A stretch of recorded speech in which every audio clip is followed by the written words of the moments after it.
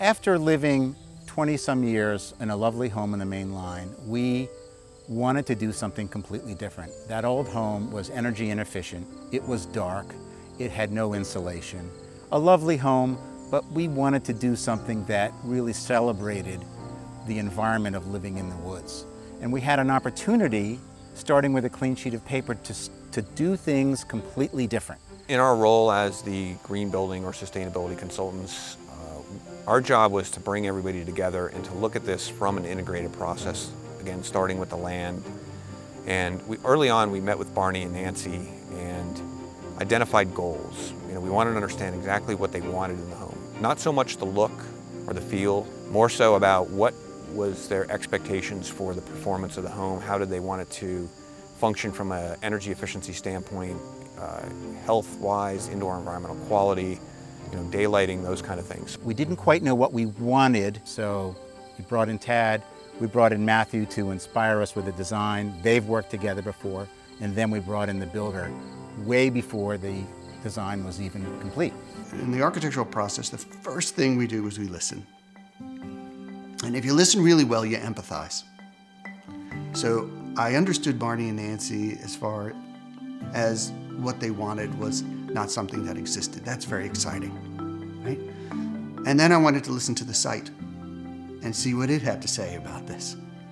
So I came out here with my daughter, we set up a campsite, we made a campfire, set up our little tent, and then the rumble of thunder. There was a massive thunderstorm rolling into the site, and we're in this little tent. Trees are moving, branches are falling, frightening. And you felt so frail on this site because it's not like a suburban existence. This is out in the woods. Sustainability is a ubiquitous term that means a lot of things to a lot of people. For Nancy and myself, it meant building a home that is healthy, uses recycled materials whenever possible, but more importantly, that's a durable home. I don't want to build a home that I'm going to have to put in a landfill in 50 years. I want a home that's going to last 200 years. The idea of sustainability really begins to assist the design process. When you're talking about orientation, when you're talking about thermal mass, when you're talking about recycled materials, all of these fall within the umbrella of sustainability. The fact that we're getting daylighting and free heat from the sun in the winter, and we're able to passively cool this building in the summer and spring and shoulder seasons is just tremendous. The solar panels that we're generating electricity, insulated concrete forms, very tight construction, high R value, the SIP roof, the geothermal heating and cooling system. The neat thing about it is the electricity produced from the solar panels is basically providing the energy to heat and cool the building. How do you passively vent it? Cupolas, stair towers. How do you reuse materials? The recycled content on the exterior of the building for the metal siding, the timbers that were used in this freestanding superstructure for the stair was a tree that was taken down at Barney's property because it was dying, and we sawed it on the site, on the main line, and brought it out here.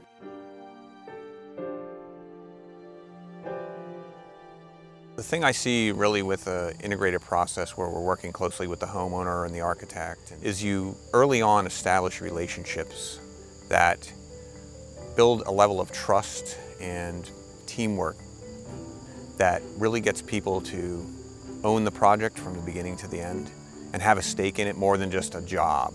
The idea comes out of understanding the client and understanding the site, and then you have to come up with an idea that's strong enough to keep all these people, all these talented people on the design team, that they can buy into it, but feel like it's a strong enough idea that it's worthy of their time. It's another thing to get these people involved in such a way that they feel like they're bringing a sense of craft to the project. We trusted one another, we empowered one another. Empowering people to participate in the design of a home from the very early stages goes a long way into getting them invested in the process, to get them excited about working on the process. In the end, we've got this marvelous example of the best of what everybody can bring to the table.